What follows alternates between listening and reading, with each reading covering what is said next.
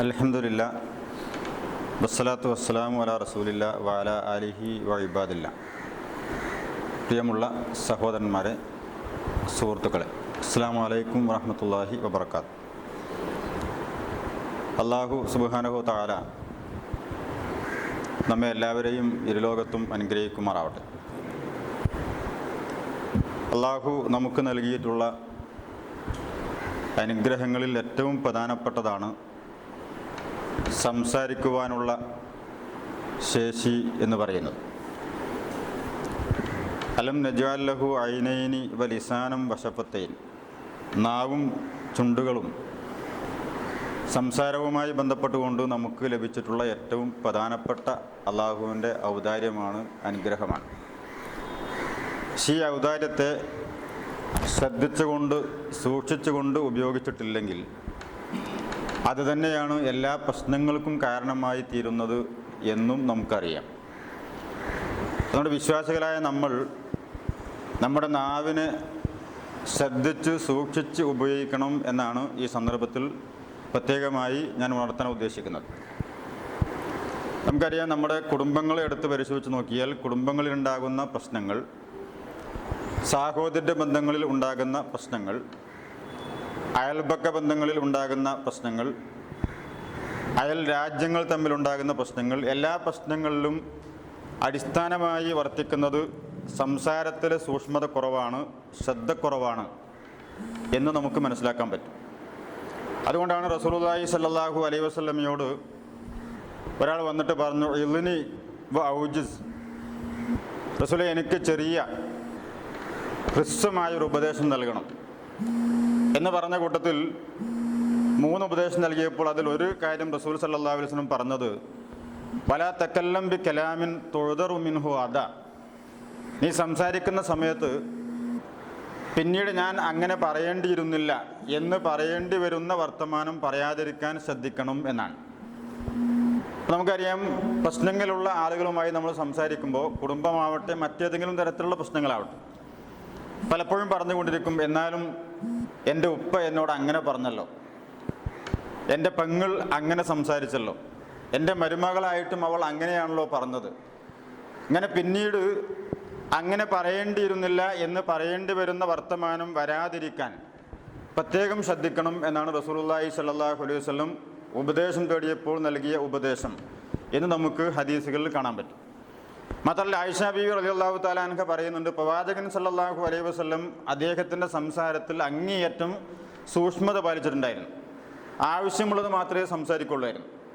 അതുകൊണ്ട് തന്നെ കാന യുഹദ്ദിസു ഹദീസൻ ലൗ അദ്ദഹുൽ ആദുൽ അഹ്സാബ്, റസൂൽ സല്ലല്ലാഹു അലൈഹി വസല്ലമയുടെ സംസാരത്തിൻ്റെ വാചകങ്ങൾ ഒരാൾ എണ്ണിക്കണക്കാക്കണം എന്ന് തീരുമാനിച്ചാൽ എണ്ണിക്കണക്കാക്കുവാൻ കഴിയുന്ന അത്രയും ഹ്രസ്വമായിട്ടും ആവശ്യമുള്ളതുമായ വർത്തമാനങ്ങളെ റസൂൽ പറയുമായിരുന്നുള്ളൂ എന്ന് അദ്ദേഹത്തിൻ്റെ സംസാരത്തെക്കുറിച്ച് ആയിഷ ബീവി റളിയല്ലാഹു തആല അൻഹ പറഞ്ഞിട്ടുണ്ട്.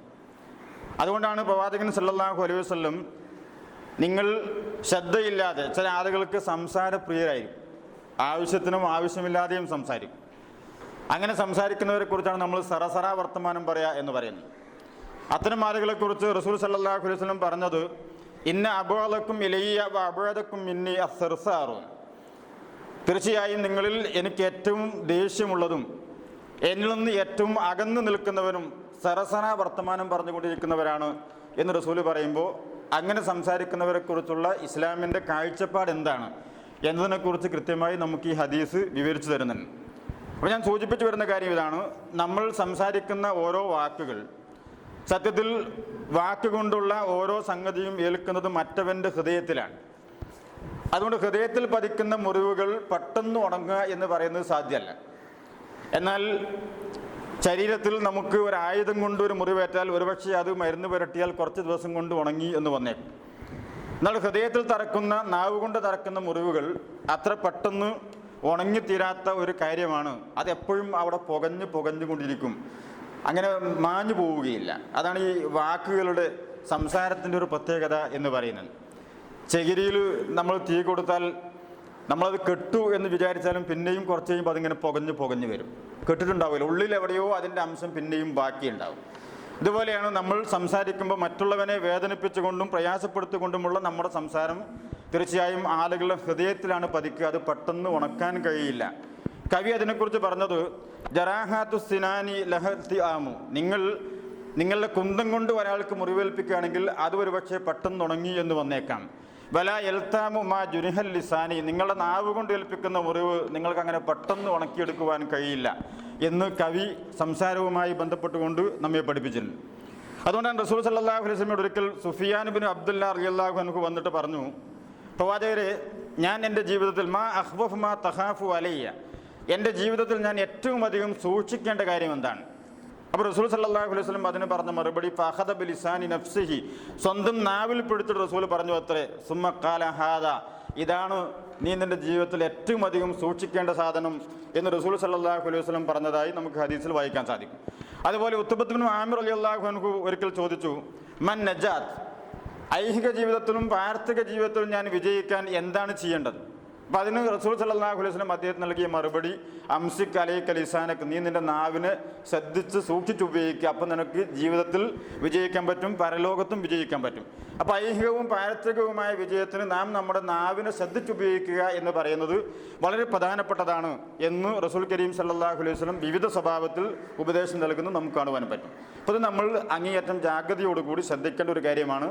നമ്മിൽ മനുഷ്യരെന്ന നിലക്ക്, നമുക്ക് മാത്രം എല്ലാവർക്കും മനുഷ്യരെന്ന നിലയിൽ മനുഷ്യർക്ക് പൊതുവിൽ സംഭവിക്കുന്ന ഒരു ശ്രദ്ധയില്ലായ്മയാണ് സംസാരത്തിൽ വേണ്ടാത്ത സൂക്ഷ്മത പാലിക്കാൻ കഴിയുന്നില്ല എന്ന് പറയുന്നത്. അതിൽ നമ്മൾ ജാഗ്രത പുലർത്തണം എന്നാണ് ഈ സന്ദർഭത്തിൽ പ്രത്യേകം ഉണർത്താനുള്ളത്. അങ്ങനെ ശ്രദ്ധിക്കുന്ന ആളുകളെക്കുറിച്ച് അല്ലാഹു സുബ്ഹാനഹു വ തആല പറയുന്നത്, വഖൂലു ഖൗലൻ സദീദൻ യുസ്ലിഹ് ലക്കും അഅമാലക്കും വയഗ്ഫിർ ലക്കും ദുനൂബക്കും, നല്ല സംസാരം സംസാരിക്കുന്ന ആളുകൾക്ക് അല്ലാഹു അവരുടെ എല്ലാ കർമ്മങ്ങളും ശരിപ്പെടുത്തി കൊടുക്കും. മാത്രമല്ല അവർക്ക് സംഭവിക്കുന്ന എല്ലാ പാപങ്ങളും അല്ലാഹു പുറത്തു കൊടുക്കും. അവർക്കാണ് ശാശ്വതമായി വിജയിക്കാൻ കഴിയുക എന്ന് ഖുർആൻ നമ്മെ പഠിപ്പിക്കുന്നുണ്ട്.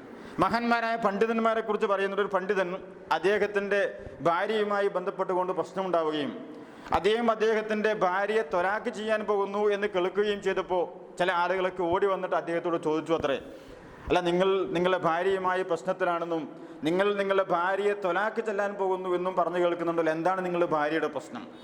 അപ്പോൾ ഈ പണ്ഡിതൻ പറഞ്ഞു അത്രേ, ഇപ്പോൾ അവൾ എൻ്റെ ഭാര്യയാണ്, എൻ്റെ സ്വന്തം ഭാര്യയെക്കുറിച്ച് ഞാൻ മോശമായി ഒന്നും പറയാൻ ആഗ്രഹിക്കുന്നില്ല. കുറച്ച് ദിവസം കഴിഞ്ഞപ്പോൾ അദ്ദേഹത്തിൻ്റെ ഭാര്യയെ ത്വലാഖ് ചെയ്തു.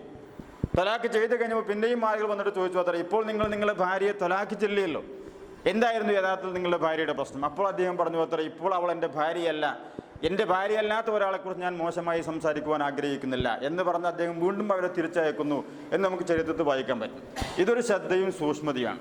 അപ്പോൾ ഞാൻ പറഞ്ഞു വരുന്ന കാര്യം ഇതാണ്, നമ്മൾ നമ്മുടെ നാവിനെ പരമാവധി ശ്രദ്ധിച്ച് ഉപയോഗിക്കുകയാണെങ്കിൽ നല്ല ശാശ്വതമായ ഐഹികമായ ജീവിതത്തിൽ സമാധാനപൂർണ്ണമായ സന്തോഷകരമായ ജീവിതവും അതിൻ്റെ ഭാഗമായി ഫലമായി നാളെ പരലോകത്ത് വിജയപ്രദമായ പാർത്ഥിക ജീവിതവും സാധ്യമാകും. അതിനുവേണ്ടി നാം നമ്മുടെ സംസാരം, നാവിനെ ശ്രദ്ധിച്ചുപയോഗിക്കണം എന്നാണ് എന്നെയും എൻ്റെ പ്രിയപ്പെട്ട സഹോദരങ്ങളെയും ഈ സന്ദർഭത്തിൽ ഉണർത്തുന്നത്.